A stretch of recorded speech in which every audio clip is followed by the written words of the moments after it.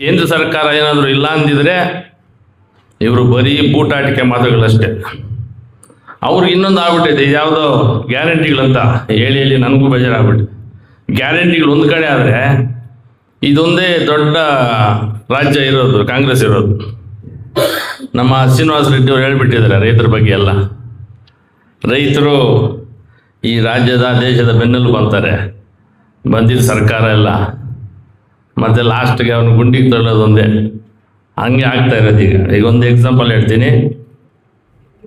ನಮ್ಮ ಸರ್ಕಾರ ಬಂತು, ರಾಜಕೀಯ ಮಾತಾಡ್ದ ಅಂದ್ಕೋತಾರೆ, ರಾಜಕೀಯ ಎಲ್ಲ ಇದು. ಸರ್ಕಾರ ಬಂತು, ಒಬ್ಬ ರೈತನಿಗೆ ಟ್ರ್ಯಾಕ್ಟ್ರು ಸಬ್ಸಿಡಿ ಕೊಡ್ತಾ ಇದ್ರು. ಬಹುಶಃ ಆ ಸಬ್ಸಿಡಿ ಈಗ ಇದೆಯಾ? ಅಲ್ಲ ಇದ್ರೆ ಹೇಳ್ರಿ. ರೈತರ ಮಕ್ಕಳಿಗೆ ಸ್ಕಾಲರ್ಶಿಪ್ ಕೊಡ್ತಾ ಇದ್ರು. ಸ್ಕಾಲರ್ಶಿಪ್ಪು ಕಿತ್ಬಿಸಾಕ್ಬಿಟ್ರು. ಲಾಸ್ಟಿಗೆ ಬೋರ್ ಹಾಕ್ಲಿಕ್ಕೆ ಒಂದು 25,000 50 ಸಾವಿರ ರೂಪಾಯಿ ಖರ್ಚು ಮಾಡಿದ್ರೆ ಕರೆಂಟ್ ಸಿಗ್ತಾ ಇತ್ತು. ಈಗ 2.5 3 ಲಕ್ಷ ರೂಪಾಯಿ ಕೊಡಬೇಕು, ಖರ್ಚಾಗಬೇಕು, ಆದ್ರೂ ಕೈಗೆ ಸಿಗೋದು ಕಷ್ಟ. ಈ ಮಟ್ಟಕ್ಕೆ ಇಟ್ಟಿದ್ದಾರೆ ರೈತರನ್ನ. ನಾನು 1 2 3 ಅಷ್ಟೇ ಹೇಳ್ತಾ ಇರೋದು, ತೆಗಿತಾ ಹೋದ್ರೆ ಬೇಕಾದಷ್ಟು ಇದ್ದಾವೆ.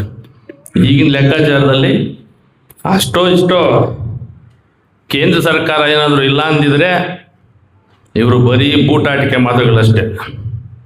ಅವ್ರಿಗೆ ಇನ್ನೊಂದು ಆಗ್ಬಿಟ್ಟಿದೆ, ಯಾವುದೋ ಗ್ಯಾರಂಟಿಗಳಂತ ಹೇಳಿ ಹೇಳಿ ನನಗೂ ಬೇಜಾರಾಗ್ಬಿಟ್ಟು. ಗ್ಯಾರಂಟಿಗಳು ಒಂದು ಕಡೆ ಆದರೆ ಇದೊಂದೇ ದೊಡ್ಡ ರಾಜ್ಯ ಇರೋದು ಕಾಂಗ್ರೆಸ್ ಇರೋದು. ಎಲ್ಲ ಕಡೆ ದುಡ್ಡು ಸರಬರಾಜು ಮಾಡಬೇಕು ಇವರು. ಪ್ರತಿಯೊಂದು ಚುನಾವಣೆ ನಡೆದ್ರೆ ಇಲ್ಲಿಂದ ದುಡ್ಡು ನೆತ್ಕೊಂಡೋಗಿ ಡಂಪ್ ಮಾಡಬೇಕು. ಅವ್ರು ಗ್ಯಾರಂಟಿಗಳು ಕೊಡೋದಾ ಇಲ್ಲ ಚುನಾವಣೆಗಳು ಕೊಡೋದಾ? ಅವರು ಅದು ಒಂದು ಕಡೆನೂ ಬರ್ತಾ ಇಲ್ಲ ಸರ್ಕಾರ. ತೆಲಂಗಾಣ ತಗೊಳ್ಳಿ, ಆಂಧ್ರ ತಗೊಳ್ಳಿ, ಬಿಹಾರ್ ತಗೊಳ್ಳಿ, ಈಗ ಮತ್ತೆ ಈ 4-5 ಸ್ಟೇಟ್ಗಳು ಬಂದಿದ್ದಾವೆ. ಈ ಪಾಪ ಇಲ್ಲಾಂದರೆ ಈ ರಾಜ್ಯದಲ್ಲಿ ಅವ್ರದ್ದೊಂದು ಗಲಾಟೆ. ಈ ಗಲಾಟೆ ಏನಂದರೆ ಒಂದೊಂದು ಚುನಾವಣೆ ಬರ್ತಾ ಇದ್ರೆ ಒಂದೊಂದು 3 ತಿಂಗಳು ತಳ್ತಾ ಇರ್ತಾರೆ. ಅಂಥ ಪರಿಸ್ಥಿತಿ ನಿರ್ಮಾಣ ಆಗೋಗಿದೆ ನೋಡಿ. ಈಗ ನಮ್ಮ ಸರ್ಕಾರ ಇದು ಕೇಂದ್ರ ಸರ್ಕಾರ ಸುಮಾರು ದುಡ್ಡನ್ನು ಮೀಸಲಿಟ್ಟಿದ್ದಾರೆ ರೈತರಿಗೋಸ್ಕರ, ಹೈನುಗಾರಿಕೆಗೋಸ್ಕರ. ಅದನ್ನೆಲ್ಲ ತಾವೆಲ್ಲ ತಿಳ್ಕೋಬೇಕಾಗ್ತದೆ. 2 ಲಕ್ಷ ರೂಪಾಯಿ ಒಂದು ಹೊಸ ಡೈರಿ ಪ್ರಾರಂಭ ಆದರೆ 2 ಲಕ್ಷ ರೂಪಾಯಿ ಕೊಡುವಂಥ ಒಂದು ವ್ಯವಸ್ಥೆ ಫ್ರೀ ಆಗಿ ಕೊಡ್ತಾ ಇದ್ದಾರೆ. ಅದನ್ನು ಕೊಡ್ತಿದ್ದಾರೆ. ಬೇರೆ ನಮ್ಮ ರಾಜ್ಯಕ್ಕೆ 260 ಕೋಟಿ ರೂಪಾಯಿ ಮೀಸಲಿಟ್ಟಿದ್ದಾರೆ ರೈತರಿಗೋಸ್ಕರ, ಹೈನುಗಾರಿಕೆಗೋಸ್ಕರ. ಎಲ್ಲ ಬಡ ರೈತರೇನೆ ತಾನೆ. ಈ ನಿಟ್ಟಿನಲ್ಲಿ ತಾವೆಲ್ಲರೂ ಅರ್ಥ ಮಾಡ್ಕೋಬೇಕು. ಮುಂದಿನ ದಿನಗಳು ಮೊನ್ನೆ ಯಾವುದೋ ಇದು ಬಂತಲ್ಲ, ಮಾವಿನಕಾಯಿ ಕಂಪ್ಲೀಟ್ ಸರ್ವನಾಶ ಆಗೋದ್ರು ರೈತರು, ವ್ಯಾಪಾರಸ್ಥರು ಆಗೋದ್ರು. ಆ ನಿಟ್ಟಿನಲ್ಲಿ ನೋಡಿ ಮೊನ್ನೆ ಕುಮಾರಣ್ಣವರು ಒಂದು ತೀರ್ಮಾನ ತಗೊಂಡು ಮೊನ್ನೆ ಸುಮಾರು ದುಡ್ಡು ಎಲ್ರಿಗೂ ದುಡ್ಡು ಬಂದ್ಬಿಡ್ತು. ಆ ನಿಟ್ಟಿನಲ್ಲಿ ರೈತರಿಗೋಸ್ಕರ ದುಡಿಯೋರು ಯಾರಾದರೂ ರಾಜ್ಯದಲ್ಲಿ ನೆನೆಸ್ಕೊತಾರೆ ಅಂತಂದರೆ ನಮ್ಮ ದೇವೇಗೌಡರ ಫ್ಯಾಮಿಲಿ. ಅಷ್ಟು ಬಿಟ್ಟರೆ ಯಾರೂ ನೆನೆಸ್ಕೊಳ್ಳಲ್ಲ. ಇವರೆಲ್ಲ ಬರೀ ಹೈಟೆಕ್ ರಾಜಕಾರಣ, ಶೋಕಿ ರಾಜಕಾರಣ ಮಾಡಿಕೊಂಡು ರಾಜ್ಯನ ದಿವಾಳಿ ಮಾಡಿಬಿಟ್ಟು ಇವತ್ತಿನ ದಿನ ಯಾವ ಮಟ್ಟಕ್ಕೆ ಹೋಗಿದೆ ಅಂತಂದರೆ ಬಹುಶಃ ರಾಜ್ಯನ ಮರ್ತೋಗ್ತಿರೋದು ಕೆಲವು ಜನಗಳು ಹೋದ್ರಿ. ಆ ಮಟ್ಟಕ್ಕೆ ತಂದು ಇಟ್ಟಿದ್ದಾರೆ.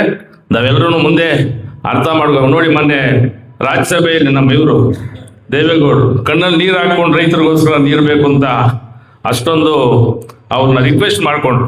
ಇಳಿ ವಯಸ್ಸಿನಲ್ಲಿ 94 ವರ್ಷ ಯಾರು ರೈತರ ಬಗ್ಗೆ ಇಷ್ಟು ಮಾತ್ರ ಕಾಳಜಿ ವಹಿಸಿ ಮಾಡ್ತಾರೆ ಅಂತ ತಾವೆಲ್ಲರೂ ತಿಳ್ಕೋಬೇಕು. ರೈತರು ಬಡವರು ಮುಂದಿನ ದಿನಗಳಲ್ಲಿ ಯಾವ ರೀತಿ ಯಾವ ತೀರ್ಮಾನ ತಗೊಂಡ್ರೆ ನಮ್ಮ ರೈತರಿಗೆ, ಮುಖ್ಯವಾಗಿ ಬಡವ್ರಿಗೆ, ಕೂಲಿ ಮಾಡ್ತಕ್ಕಂಥವ್ರಿಗೆ, ಎಲ್ಲ ಸಮುದಾಯಕ್ಕೆ ಒಳ್ಳೇದಾಗತ್ತೆ ಅಂತ ತಾವೆಲ್ಲರೂ ತೀರ್ಮಾನ ತಗೊಂಡು ಏನು ಈ ಸಂದರ್ಭದಲ್ಲಿ ಮಾತಾಡಲು ತಮಗೆ ಅವಕಾಶ ಕೊಟ್ಟ ಎಲ್ರಿಗೂ ಒಂದಿಸಿ ನನ್ನ ಮಾತನ್ನು ಮುಗಿಸ್ತಾ ಇದ್ದೀನಿ.